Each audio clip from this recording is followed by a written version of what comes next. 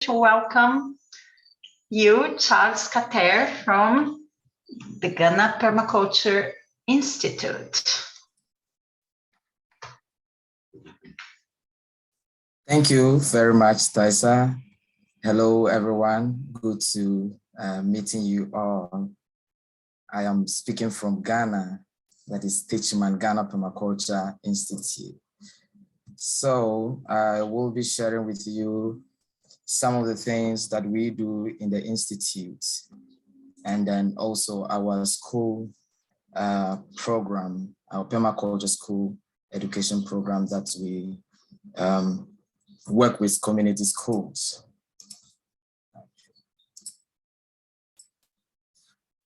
So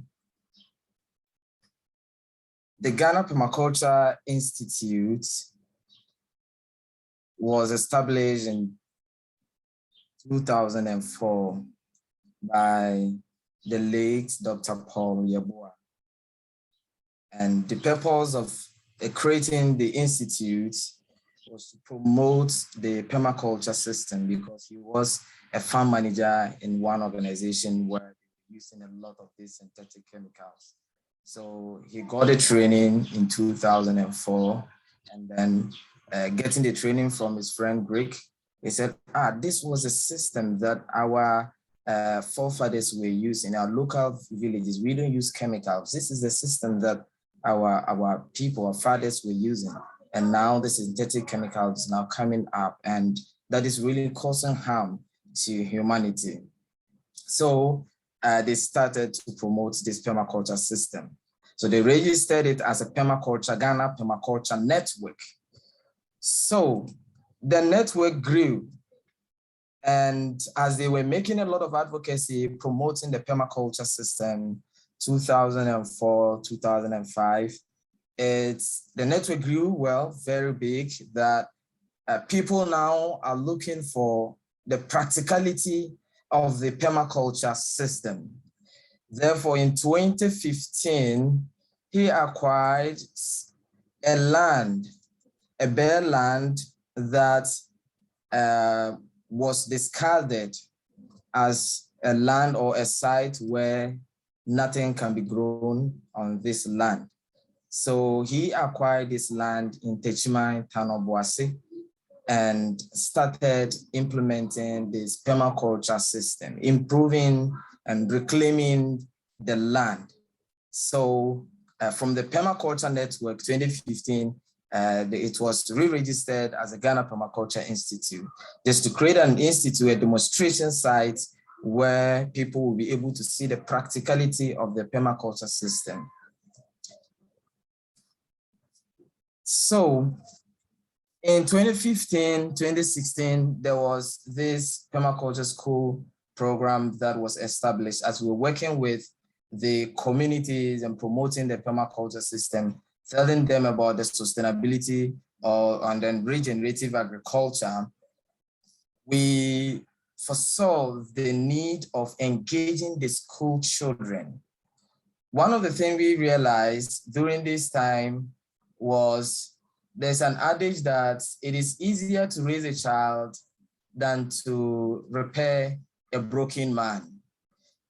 Children getting to understand the permaculture system in their early age, understanding the principles, seeing waste as a resources, seeing problems as opportunities and solutions, seeing abundant world and not scarcity, makes us bring out good and responsible people in the community that will have a good heart for the community and then for the nation as well.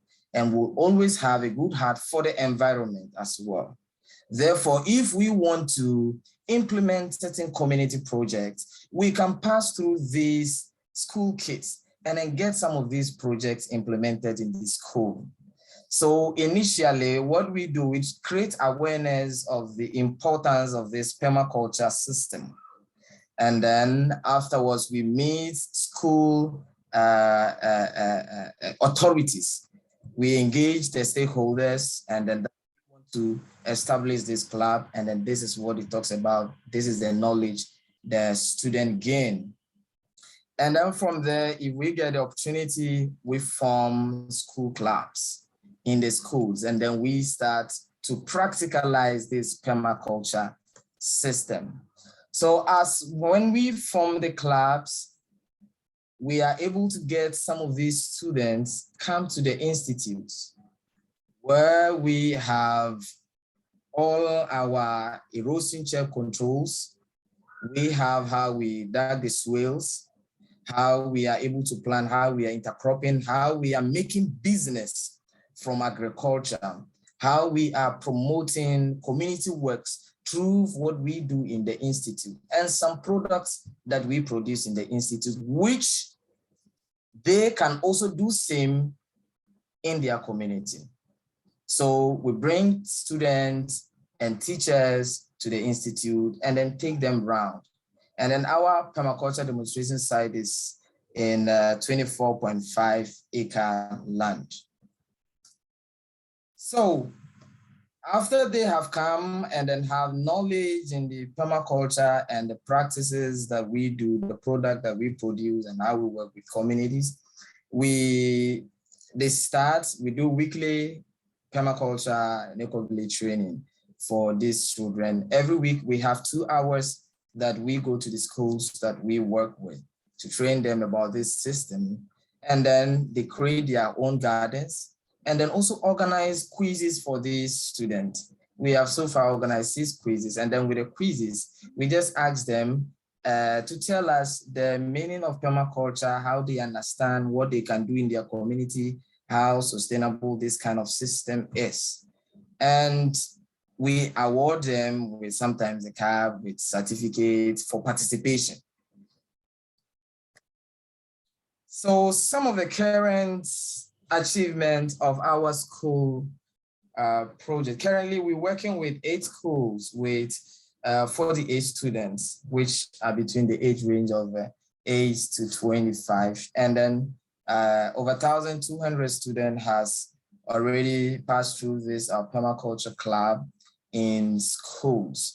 And some of the things that we do is erosion controls in the schools, and then sometimes in the communities when they see, because if they learn about erosion controls and then how they can promote this regenerative agriculture system, they are able to practicalize them in the community.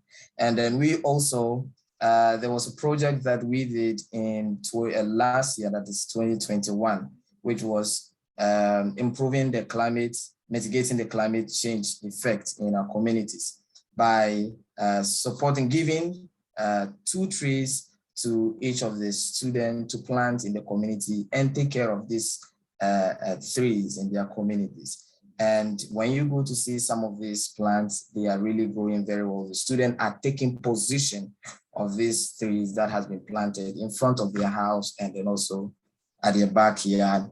We also integrate the moringa. We produce a lot of moringa and promote moringa products. So we also integrate this kind of moringa powder and then mushroom eating in the school feeding program where they eat healthy food. And then we also do student community gardens where they have to, as part of their practices and some to get a certificate, you are required, or to be acknowledged, you are required to start a garden, a backyard garden in your community.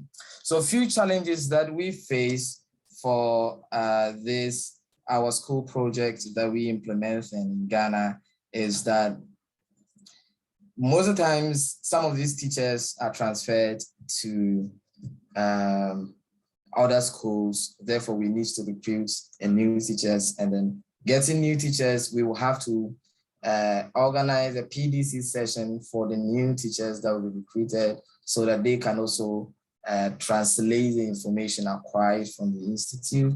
And then also, sometimes some of these teachers that are part of the program sometimes request for allowances. And then also some of the schools that are able to develop their permaculture garden. Sometimes some of the animals in the community disturb this garden a lot and always require fencing of these gardens and all that. And that is what we are promoting in Ghana Permaculture Institute. Thank you very much. And thank you, Charles. Thanks for your work and the presentation. Any questions, comments, reflections? To Charles? Charles, yeah. Yeah. I just can make a brief comment. Yeah, go ahead, Brian, please. Sorry. So I guess just like clarification, because when you go into the schools, do the students like come out of the club or the program with a certificate? Like after you spend so much time with them, they have like something that they can take with them? Exactly. So as part of the program, students that takes part in the club, we offer them a certificate that they have gained a knowledge in this. And sometimes we write some notes attaching to their certificate that they have been able to plant maybe this number of trees for joining the school club, and then they have participated. And sometimes when some of them go on vacation, they are allowed to come to the institute and then gain some further practical knowledge in the institute. So we are able to blend that and then issue them a certificate. That's incredible. Great. Any other questions to Charles or comments, feedback? Anna Daniela, I saw your hands up. I don't know. Did she drop? Oh. There's a chat also. There's a question in the chat also from Mugove, who's asking or who's sharing that they are facing similar challenges and how you're coping with these challenges. Great. Any other comment? Mugove, feel free to step in. So in support of some mechanisms with regards to the fencing, what we do is we are now introducing a live fencing in the community where they can be able to plant some plants that make bush around, which is very close and sometimes do not enable some of the bigger animals to get into the garden. So that is another strategy we are using if we are not able to provide them with a fencing. Even if we provide them with the fencing, we try to let them plant this kind of neighbor bush so that it could also serve as a live fence for them. Great. There's also a comment from Kari on the chat. Thanks, Charles. Happy to hear you work with government on school feeding program. Well done. Any challenges so far in these partnerships? Yes, so what we do is we support the students develop these gardens, because the permaculture gardens, they plant the moringa trees, they harvest it and then cook it in the school. Initially, we wanted to integrate where we will support the schools with this moringa powder, which is so nutritious and could be good for this student, and the mushrooms, but it was not possible. You know, you have to go through a lot of bureaucracy systems and all that. So what we have to do is, how can we engage the student themselves to produce what they need to eat? So there should be a solution to that kind of thing, that they themselves will do that, will produce everything and then use it in the school.